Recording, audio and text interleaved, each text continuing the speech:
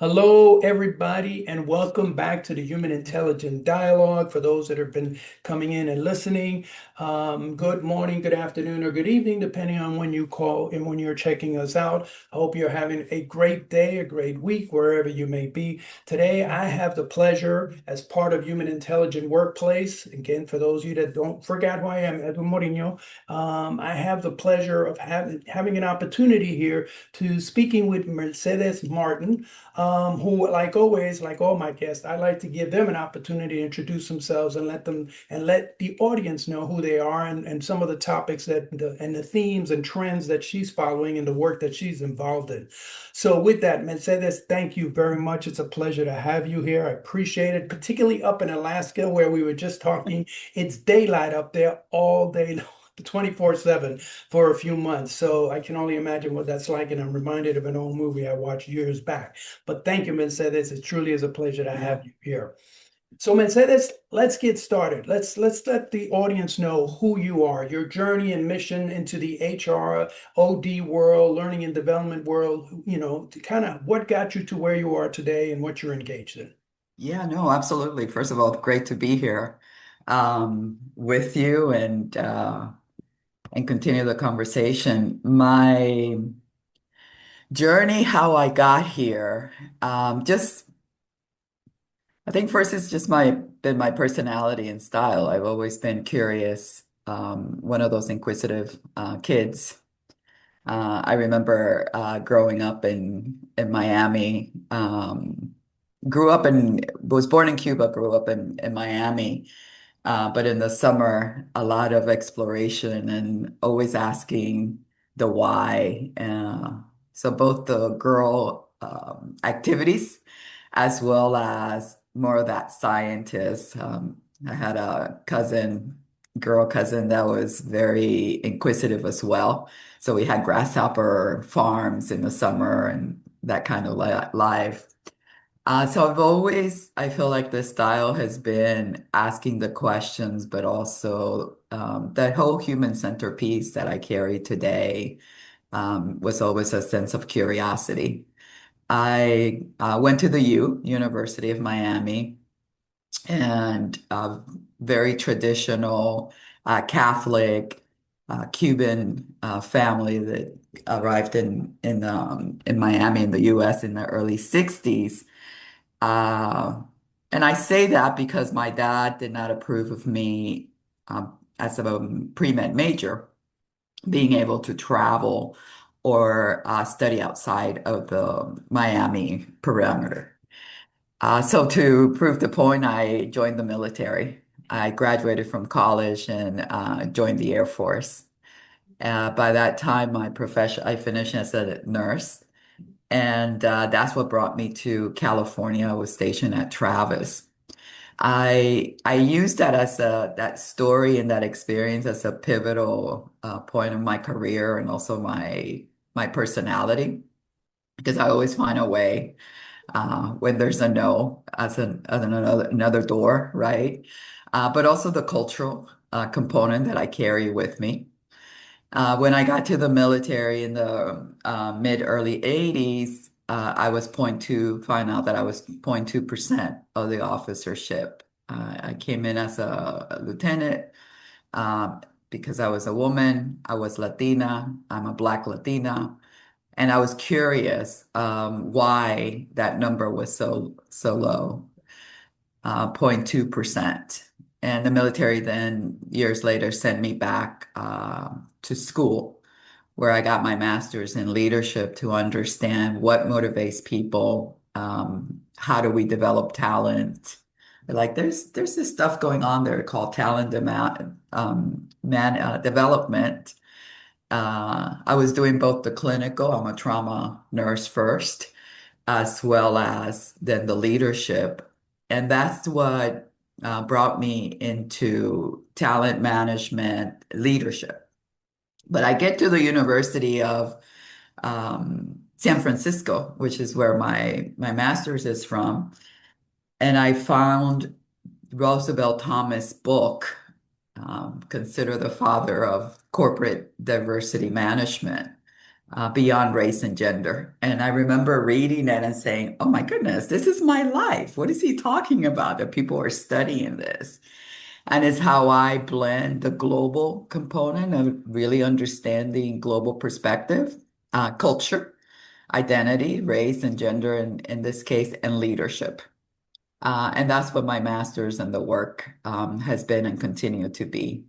Today, I call it really working with leaders to understand how to move from that just head to change, be able to create and support change, not just because of what you know, but also your heart, the human centeredness component of it.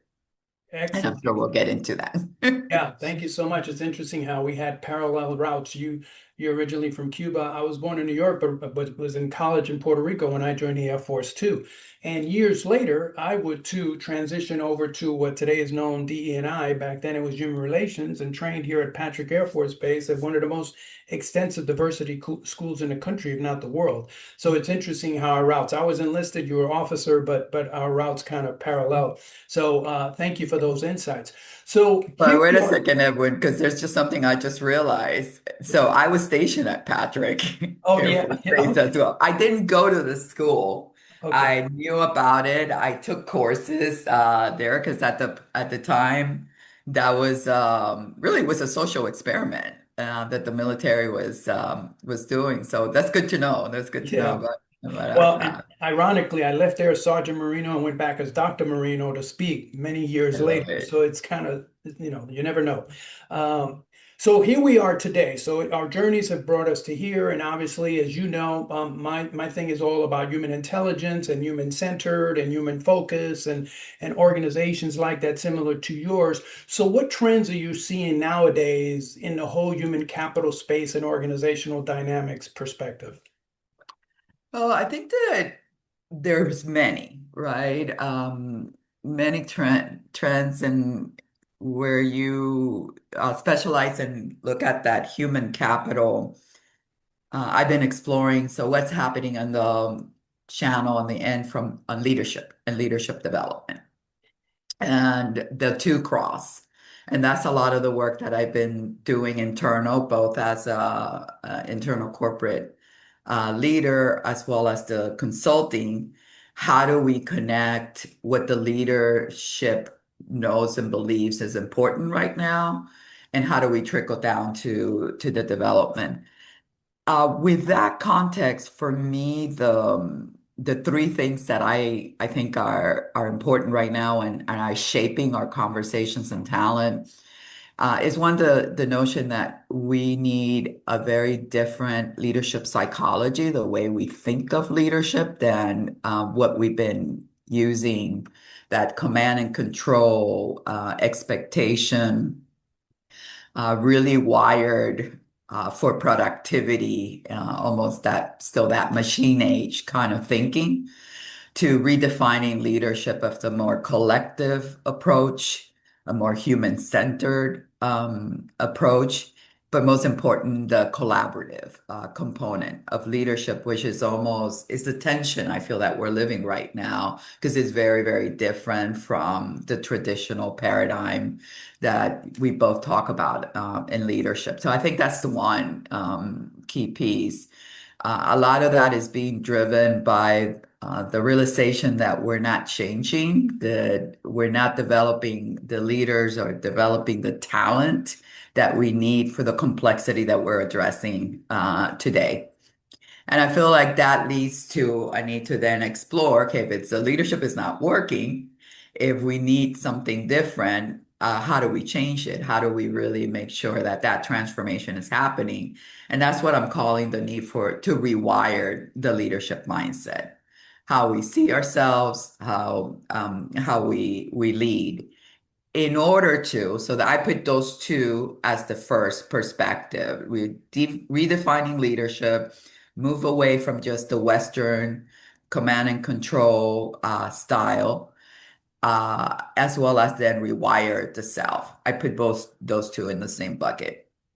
I think that once you do that, and one of the steps that I think feel is missing now, and especially in this swirl that we find ourselves in, is that then as a leader, you need to take the responsibility and see the need to change the culture.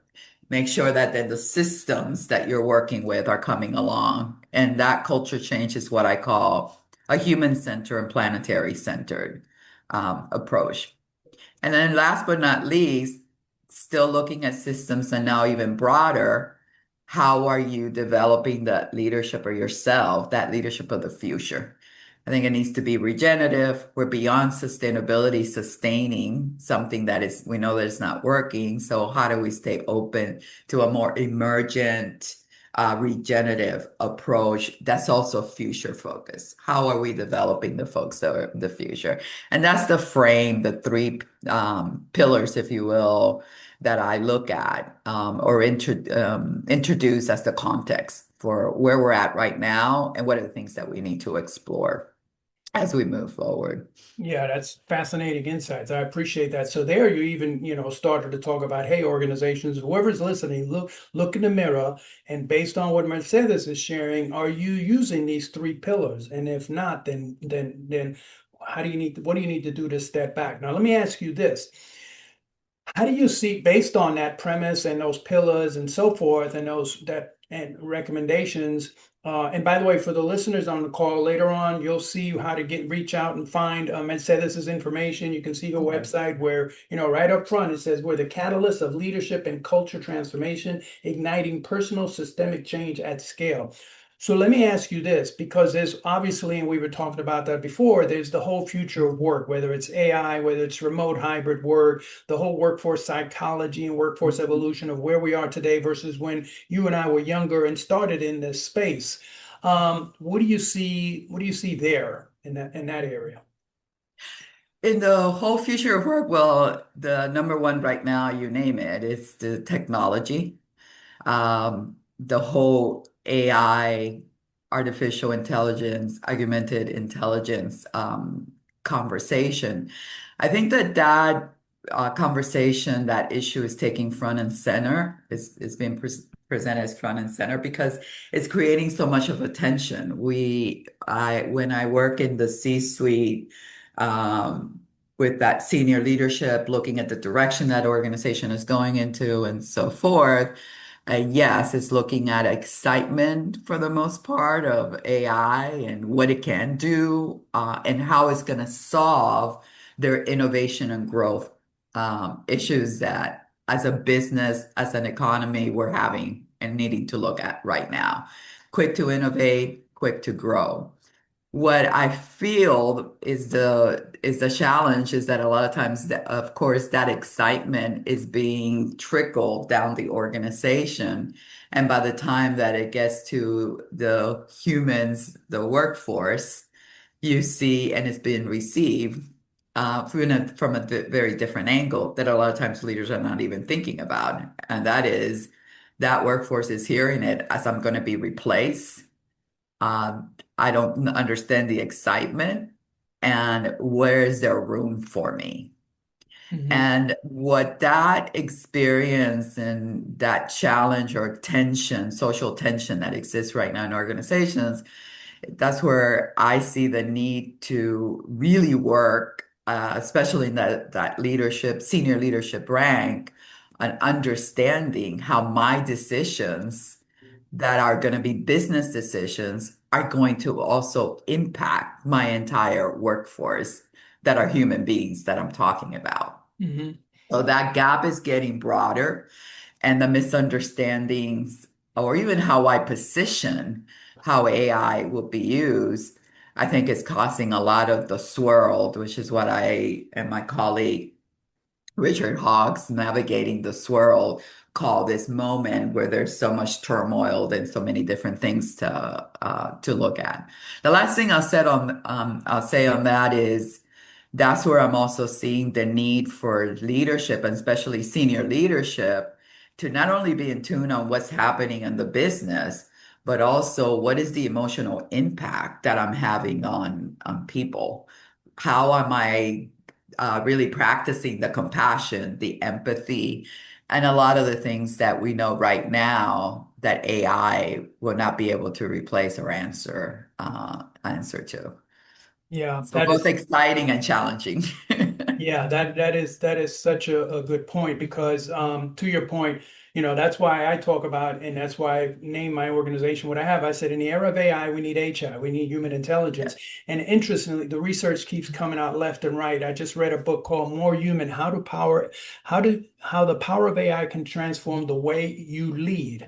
And what it basically says in there, one of the comments in there, it says those in management typically viewed employees as human resources to be managed for optimal productivity. And those days are gone. That's literally a quote out of that book. So you're right. That whole mental shift that organizations have to make, I should say. And at the same time, also, we have to remember from just a neurological perspective, we need to understand the why, and we're looking for certainty and leaders that can give us that certainty. And if leaders don't, then I think they're going to be hurting themselves along the way and minimizing the positive impact and growth that they can have for their organization. So, following up on that you just shared, and I appreciate that, let me ask you this. So, and you've started to talk about this already. What are some actionable advice that you're giving to your clients out there today, to managers all levels, in order to move forward in these changing times? Well, I think that and thank you. You share the book with me and some really good insights. Before I answer your question is just to give a little bit of context. I feel like where we're at, because I think that what caught us in this continuous swirl too, it has been what the World Economic Forum calls this pulley crisis. We went if just when I start doing the breakdown, if we start with 20 when was it? 2019, 2020 with COVID, the pendulum went into the compassion and really looking at what you just named and the code for the book that humans weren't just productive little machines that you could trade or talk about from that level of productivity, capital, and whatnot. These were human beings and things that we needed to take into consideration. What I noticed there, and I remember working with one CEO that said, "Well, now I get the soft skills because they become the hard numbers." Right? Because so we were asking the compassion, we were asking for all of the things that we're saying need to be considered in order to be successful these days as a holistic steward leader. As that was happening, I feel that the pendulum went for many leaders to that human center and left the business strategy, the bottom line behind. I think that as we continue with one crisis after the other, the tariffs, the executive orders, the geopolitical wars, we're in a very, very different place right now in business with the need of, and I'm not even going to say business, organizations in general, on the need for that growth, that innovation, that really paying attention to my profit. And what I've seen is the pendulum then go in the opposite direction. So forget the compassion, forget everything. Now we need to survive. I see and experience a lot of the teams, especially the leading the change, going into a place of fear, to be honest. There's a lot of fear. Which way do I go? We're back to that David Frost poem, the which road are you going to take? The less traveled or stay on purpose? Or are you going to do profit? And I think it's the both and. So for me, I see that right now with that political, geopolitical conflict, need for business, we're in a place where it's not one or the other. Do I need to look at bottom line or do I need to go to purpose? You need to do both. And that's become harder, and especially for us in the US, where it's a more dualistic culture of black and white, this or that. So I think that that's, the number one. The second one and the last one that I'll highlight here, again, why, I love your work and we're aligned on really looking and understanding as a human being myself, as a leader, where am I coming from?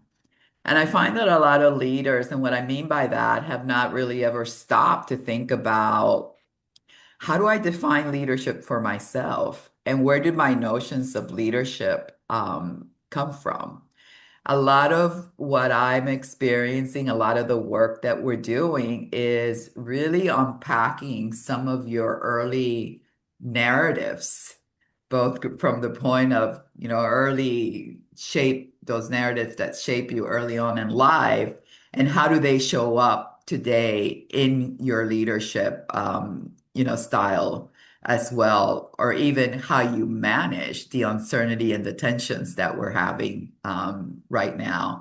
Let me just share what I mean by that, and I'll stop. I'm going looking across the pond to Europe and the global South for a lot of the not explanation, but hearing the stories of how we're navigating today's time. And one of the folks that I'm following is Dr. Thomas Dennis out of the UK.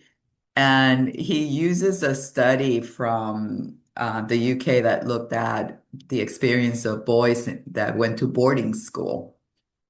And having been raised in an environment with the level of fear in many cases. Yes, a lot of collective and group experiences, but also the fear, the discipline, the emotional regulation that either happened or didn't happen. They were able to look and see how those boys grew up and how that experience impacts their leadership.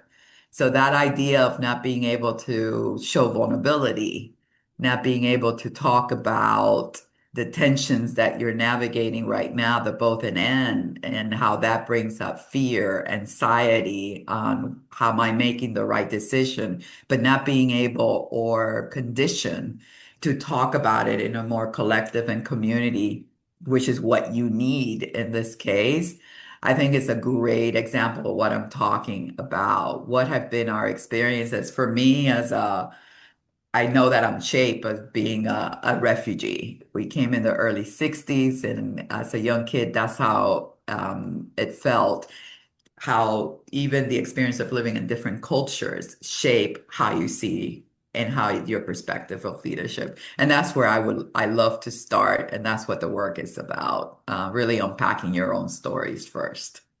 Yeah, there's a lot of information there. There's so many things that were going through my head as you were saying. And so to the audiences out there, that's why I purposely make this 30 minutes because I want to leave it as a teaser. And if you want to know more, then you can follow up with Mercedes herself, Mercedes Martin and Company, and find out the kind of work that she's doing with clients everywhere. But some of the things you said there, I used to work at the Truist Leadership Institute, and one of the things we used to say is you are how you lead.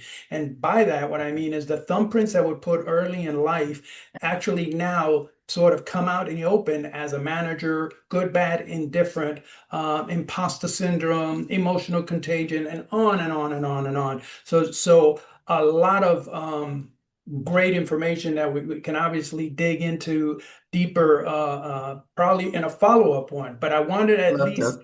I wanted to at least whet the appetite and tease the audience with some of the work that you're doing, that I'm doing, that at the end of the day is how do we help these organizations get better? You know, you were a nurse, so obviously you were there to help people out in their time of need, physically, probably Mhm. psychologically too. I wanted to be a medical doctor because I wanted to help people out and took a detour, became a different sort of a doctor. But as I've always said, I've seen more patients in corporate America than I probably would have seen in a hospital because and those injuries you don't see, even though as you and I both know Work is the fifth cause of death due to stress. And managers, 70% of them are stressing out, 40% are thinking of stepping down. But more importantly, to begin to close this one out, as you said, I could share all the numbers with people, but as I always say, start with you.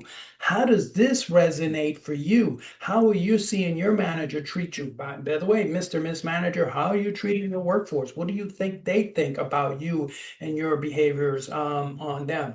So yeah, we're the tipping point. I believe it's been coming long term coming, but the tipping point was the pandemic, and so I think more and more so now are there more articles, more research, more books, more organizations, and more people like you and myself that are out there working with organizations and saying, how can you make your workplace more human centered, more human intelligent, more human focused? Because AI is here and it will continue to grow, but it's not going to replace the humans. So for everyone out there, at the end, you will see Mercedes's information, her contact information here. Reach out to her. Mercedes, thank you so much. I Oh, gracias a appreciate your ti. time. And Thank you. hopefully you'll come back for another one where we can dig deeper into some of these subjects. I look forward to I that. would love to. Thank you very much. I appreciate it. To all of you, stay in touch with us. I hope this was helpful. I hope, if nothing else, it just touched the tip of the iceberg for you,